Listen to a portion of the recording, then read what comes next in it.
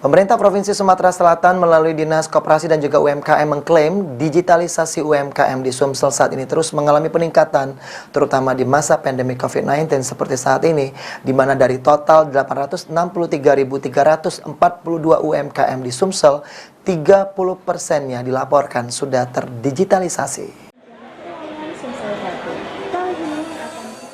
Pemerintah Provinsi Sumatera Selatan melalui Dinas Koperasi dan UMKM mengklaim digitalisasi UMKM di Sumsel saat ini terus mengalami peningkatan, terutama di masa pandemi COVID-19 ini.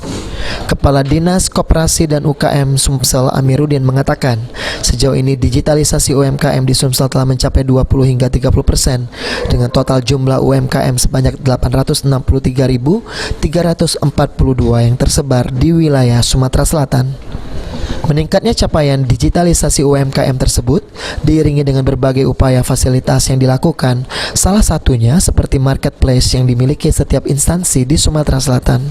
Sumatera Selatan ini, kalau melihat data UMKM itu lebih kurang 863.342 pelaku UMKM.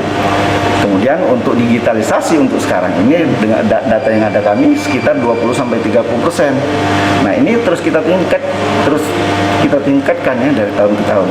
Kita memfasilitasinya baik melalui aplikasi marketplace.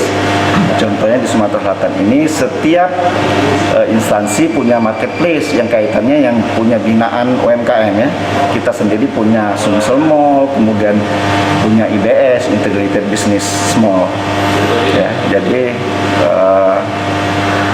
beberapa teknologi yang kita kembangkan. Selain mendorong upaya digitalisasi merata UMKM di Sumsel, pihak Pemprov Sumsel juga secara rutin menggelar pelatihan UMKM melalui penganggaran yang telah disediakan guna mewujudkan kemajuan UMKM yang nyata dan merata di wilayah Sumatera Selatan. Okta Alfarizi, PAL TV.